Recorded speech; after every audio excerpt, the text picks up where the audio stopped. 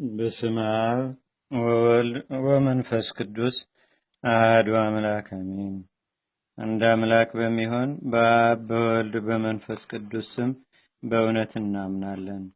በእውነት ልመናውና በረከቱ አማላጅነቱም በአገራችን በኢትዮጵያ በሕዝበ ክርስቲያኑ ሁሉ ላይ ለዘላለሙ አድሮ ይኖርና በጥቅምት 22 ቀን የሚነበብ የሚጸለይ የመላእክት አለቃ የቅዱስ ዑራኤል ድርሳን ይህ ነው። ጥንት የሌለውና መጨረሻውም የማይታወቅ ከዓለም መፈጠር በፊት ያለና ወደፊትም ለዘላለም የሚኖር ሕያው በሚሆን በእግዚአብሔር ስም ያለመጠራጠር እናምናለን። የሰማይና የምድር ኃይላት ሁሉ ለገናንነቱ በመፍራትና በመንቀጥቀጥ ለሚሰግዱለት ለእርሱ በመለኮት አንድ ለሚሆን ለሶስትነቱ እንሰግዳለን። ዳግመኛ ፍሬዎች በየወገናቸው እንዲያፈሩ ላደረገና ምድርንም በልዩ ልዩ አበባዎች ላስጌጠት ለእርሱ እንሰግዳለን። እነሆ የበረሃ አበባዎች በጌትነቱ ትእዛዝ አብበው መልካም መዓዛን ሰጥተዋልና። ሶስተኛም እርሱ በቸርነቱ እህልን ለምግብ ዘርን ለዘሪ ዝናምንም ለሳር ይሰጣልና ለእርሱ ክብር ምስጋና መገዛትና መሰገድ ይገባል ለዘላለሙ በእውነት።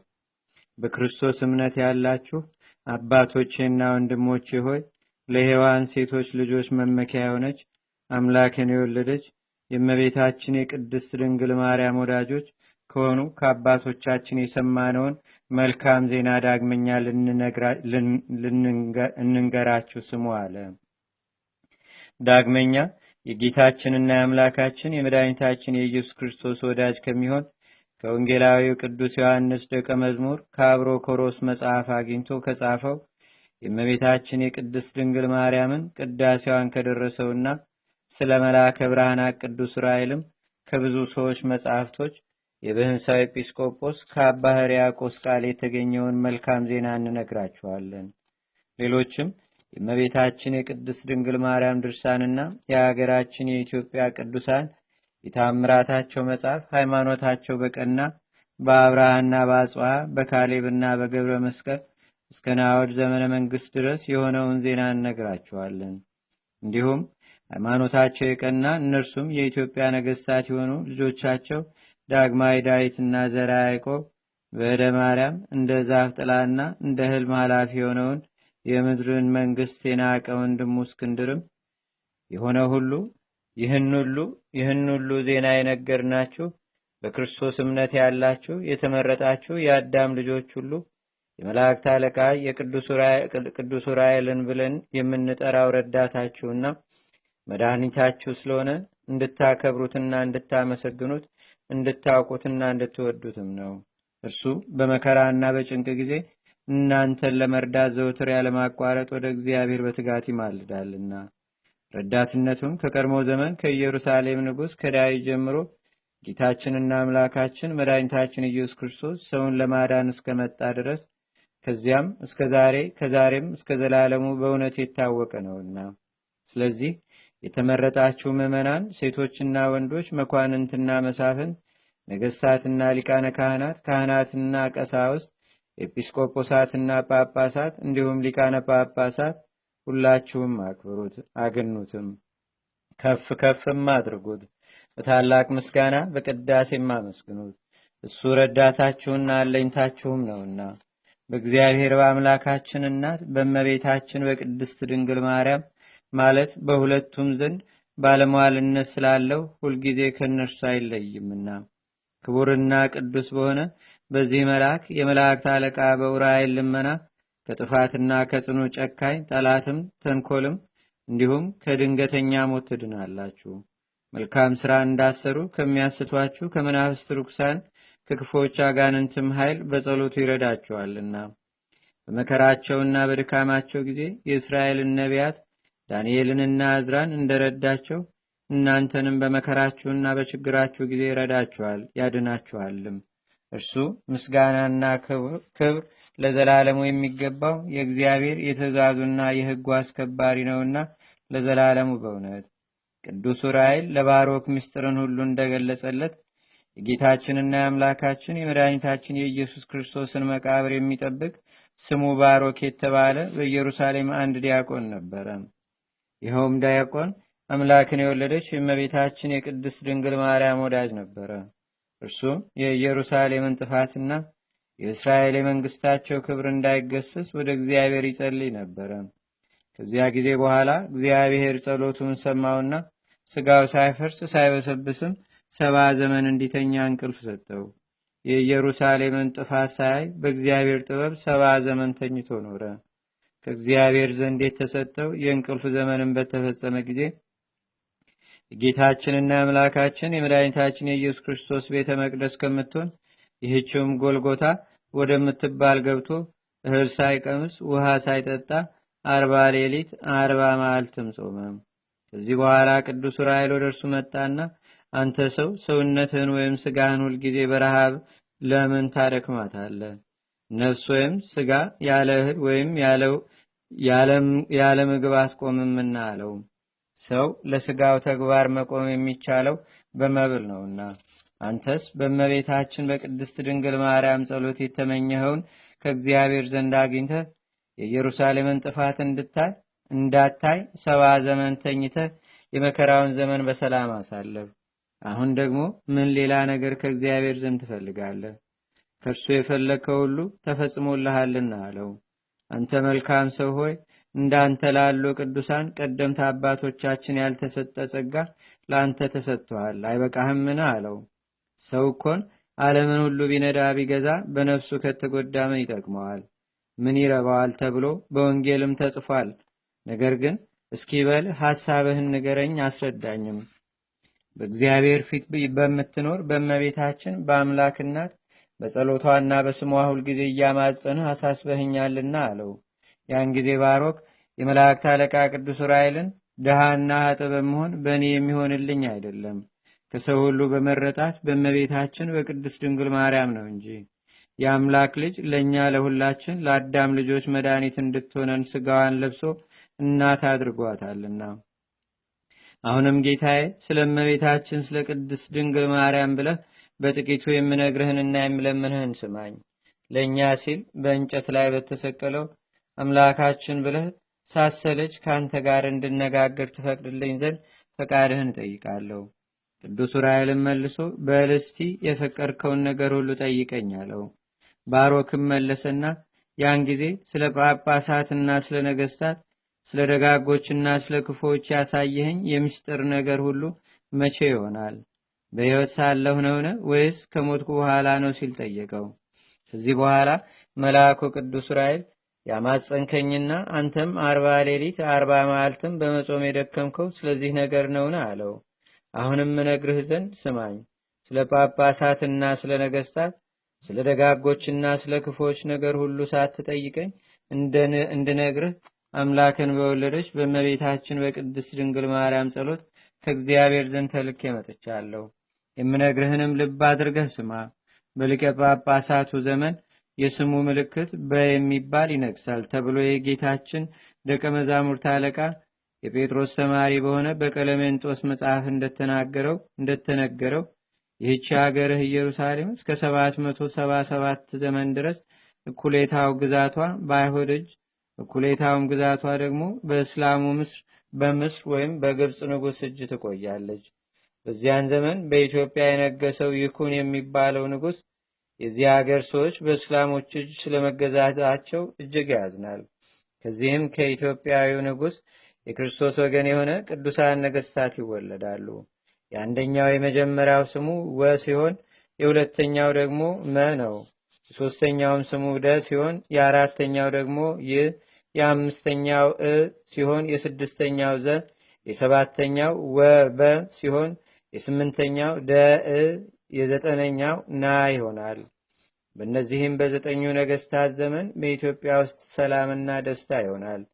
የአምላካችን የክርስቶስ መንግስታዊ ወንጌሉ በዓለም ሁሉ ይልቁንም በኢትዮጵያ ሀገር ትሰበካለች። ከ7000 ዓመትም በኋላ በዓለም ላይ ሰላምና ደስታ ይታጣል። በመጨረሻውም የአረማውያን ዘመን በመሆኑ ፍቅር በየጊዜው እየጎደለ ይሄዳል። በዚያን ዘመን ስለ እግዚአብሔር ብሎ ሃይማኖትን ማጠንከርና ደጋጎችን ሰዎች መውደድ፣ እውነትና መልካም ስራ መስራት ፈጽሞ የለም።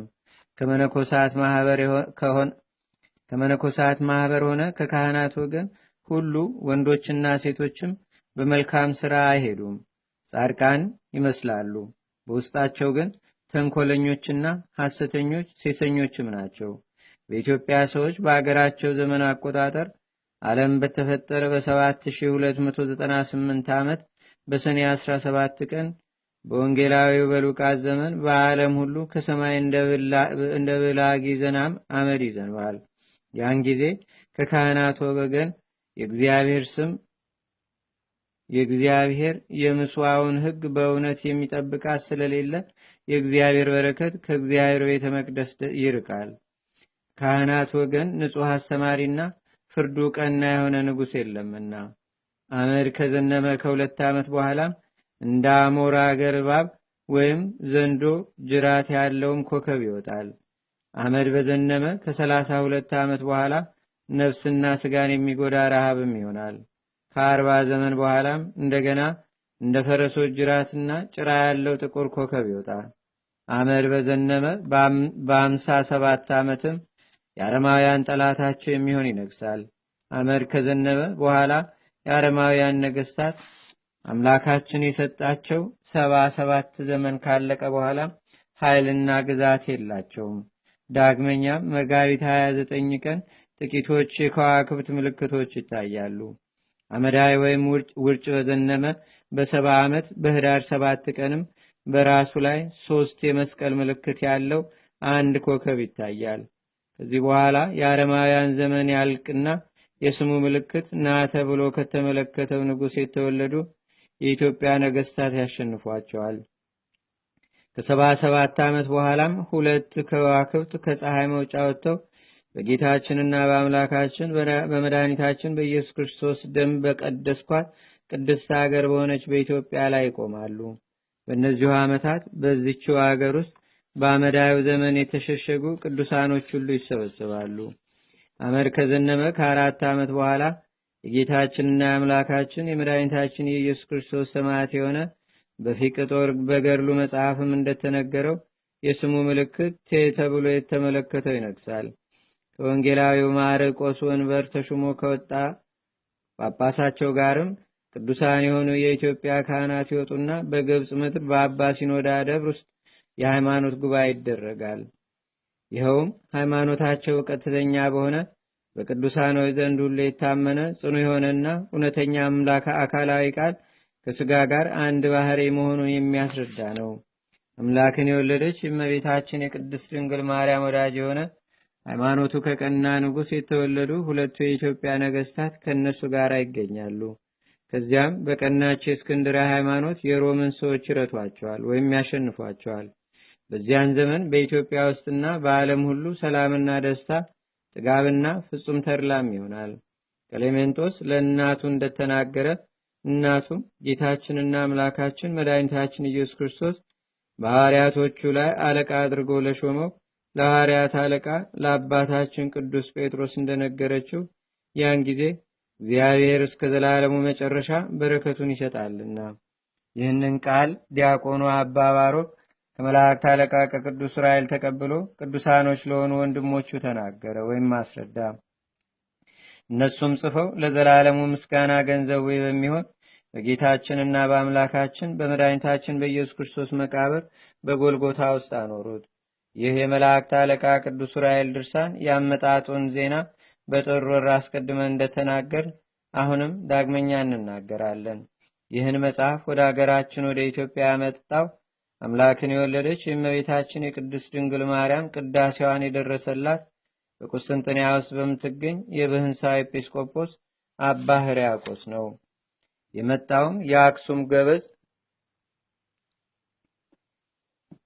የመጣውም የአክሱም ገበዝ የሚሆን እንበረም ሊቀ ካህናት በነበረበት ጊዜ 2 የኢትዮጵያ ነገስታት አብርሃና አጽብሃ በነገሱበትም ዘመን ነው። ከዚህ በኋላ የኢትዮጵያ ነገስታት አብርሃና አጽብሃ በኋላም ንጉሥ ካሌብ ተቀበሉት። በጣዕመ ዜማው አንደበቱም ያማረ ካህኑ ያሬድና ዓለምን የናቀ የሮም ንጉሥ ጻድቁ አባ አረጋዊ ከንጉሱ ከገብረ መስቀል ጋር ሳሉ ይህን መጽሐፍ በክብር ተቀበሉት። እኛም የክርስቲያን ወገኖች የአምላካችንን ፈለግ የምንከተልና አምላክን የወለደች የቅድስት ድንግል ማርያምን አማላጅነት ተስፋ የምናደርግ እንዲሁም የቅዱስ ዑራኤልን የረድኤቱን ኃይል የምንጠባበቅ ሁላችንም ይህንን መጽሐፍ ለማንበብና በጸሎቱም ለመጠቀም ከፍ ከፍም ለማድረግ ህሊናችን የተዘጋጀ ይሁን። ይህን የመላእክት አለቃ የሆነ የቅዱስ ዑራኤል የዜና መጽሐፉን ከልብ ለሚወዱት ሰዎች በዚህም ዓለም ሆነ በወዲያኛውም ዓለም ክብርንና ጸጋን ሰላምንና ደስታን በእውነት ያጎናጽፋቸዋልና ለዘላለሙ አሜን። እግዚአብሔር ቸርነትና በመላእክት አለቃ በቅዱስ ዑራኤል አማላጅነት ይህ የቅዱስ ዑራኤል ድርሳን በዚህ ተፈጸመ። ለእግዚአብሔርና ለእናቱ ለቅድስት ድንግል ማርያም ለምስጋና ይሁን። ለእኛም ረድኤትና በረከቱ አማላጅነቱም በአገራችን በኢትዮጵያ በሕዝበ ክርስቲያኑ ሁሉ ላይ ለዘላለሙ አድሮ ይኑር፣ አሜን። አቤቱ ጌታችንና አምላካችን መድኃኒታችን ኢየሱስ ክርስቶስ ሆይ ከብልጽግናቸው ብዛት የተነሳ ብዙ መባ ካገቡት ይልቅ የዳያይቱን አነስተኛ መባ እንደተቀበልክ ለሁልጊዜም የሚያገለግሉ አእላፍ መላእክትን እያሳሰብን በችግራችን ጊዜ የምናቀርብልህን ምስጋና ተቀበል። ቅዱሳን ነቢያት፣ የወንጌል ሰባኪያን ሐዋርያት፣ ሰማዕታትና ጻድቃን፣ ትጉሃን መላእክትና ፍጹማን ደናግልም እንዲሁም ደጋጎች መነኮሳት ሆይ ልጅ አዋቂ ሳይለይ የምንሰበስብባትን ይህችን የጉባኤ ቦታ አባርኩ። ይህን መጽሐፍ ወረቀቱን አዘጋጅቶ ብራና ደምጾ ብዕር ቀርጾ የጻፈውና ያጻፈውን ወይም በማኅተም ያሳተመውን ከግዕዝ ወደ አማርኛም የተረጎመውን ቃለ ንባቡንም በእርጋታ መንፈስና በተመስጦ ሕሊና የሰማውን ያደመጠውንም በደለኛና ሁሉም በአማላጅነቷ የምታስምር በጌታችንና በአምላካችን በመድኃኒታችን በኢየሱስ ክርስቶስ እናቱ በቅድስት ድንግል ማርያም ጸሎት ጌታችንና አምላካችን መድኃኒታችን ኢየሱስ ክርስቶስ ይቅር ይበለን። የመልአኩ የቅዱስ ዑራኤል ረድኤትና በረከትም በአገራችን በኢትዮጵያ በሕዝበ ክርስቲያኑ ሁሉ ላይ ለዘላለሙ አድሮ ይኑር፣ አሜን። አቡነ ዘበሰማያት